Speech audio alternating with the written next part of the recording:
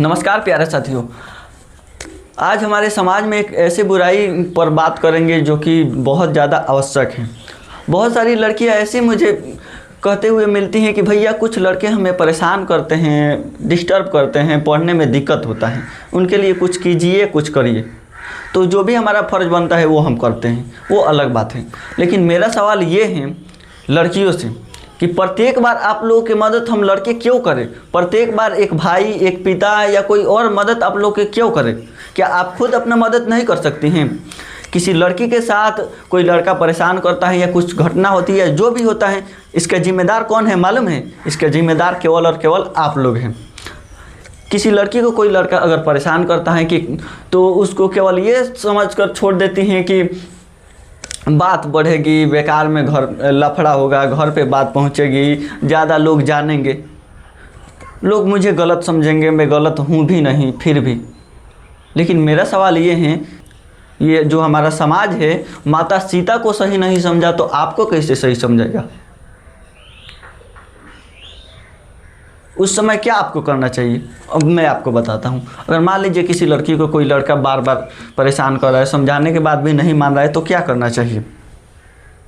बीच road पर देखिए, जहाँ पर लड़कियों के प्लस पॉइंट ये हैं कि लड़कियों के बात सब लोग मान लेते हैं, सब लोग लड़कियों के साथ हो जाते हैं। चाहे कोई लड़का गलत भी है फिर भी लड़की के साथ देने लगते हैं, लड़की कोई कहती हैं सब उसी के बात मानने लगते हैं। बीच रोड पर अगर कोई लड़का परेशान करता है तो सब लोगों को दिखा करके ज़ोर से बोलिए या कभी निकालिए, चप्पल मारिए मुँह पर, एकदम दिमाग सही कर दीजिए, जानबूझ के बात को बढ़ाइए, बवाल मचा दीजिए। अगर ऐसा एक बार कर देंगे तो फिर दोबारा उस रास्ते पर या उस एरिया में कोई भी लड़का किसी लड़की को परेशान करने की हिम्मत नहीं करेगा। मैं कहता हूं कि पापा की परी नहीं बल्कि झांसी की रानी बनिए कि कोई आंख उठाकर देखना नहीं चाहे, बल्कि आंख सोचे कि भाई बहुत खतरनाक लड़की है, एकरा से कम बच के दूर रहना चाहिए। और इस प्रकार के सोच अगर प्रत्येक गांव के प्रत्येक लड़की के अंदर बैठ जाए तो फिर ये समस्या ही नहीं होगी कि किसी को कोई परेशान करेगा या छेड़छाड़ करेगा। एकदम मैं कहता हूँ खुद की रक्षा खुद से कीजिए, किसी और पर निर्भर मत रहिए। कब तक कोई रक्षा करेगा आपका, कब तक? तो फिलहाल बहुत सारे ऐसे समाज में गंदगी हैं, कुरीति हैं।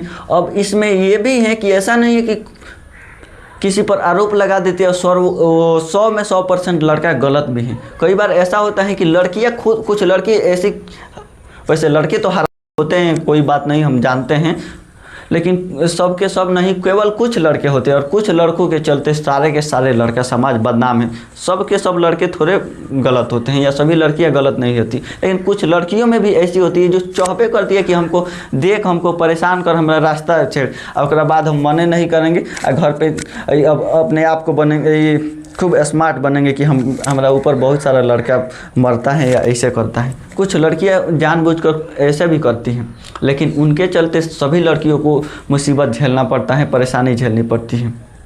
तो आप इसका उपाय खुद कीजिए, खुद इसका फैसला कीजिए, सब आपके हाथ में है। फिलहाल कानून, समाज, सब कोई तो लड़कियों के साथ ही हैं, केवल कदम तो उठाइए मेरी बहन, प्रयास कीजिए, हम सब आपके साथ हैं। ज़्यादा कुछ नहीं कहेंगे, केवल इतना ही कहेंगे। और फिलहाल आप सभी का बहुत बहुत धन्यवाद इस वीडियो को देखने के लिए। आपका इस विषय पर क्या विचार हैं कमेंट में ज़रूर बताइएगा। जय हिंद। मिलते हैं अगले वीडियो में।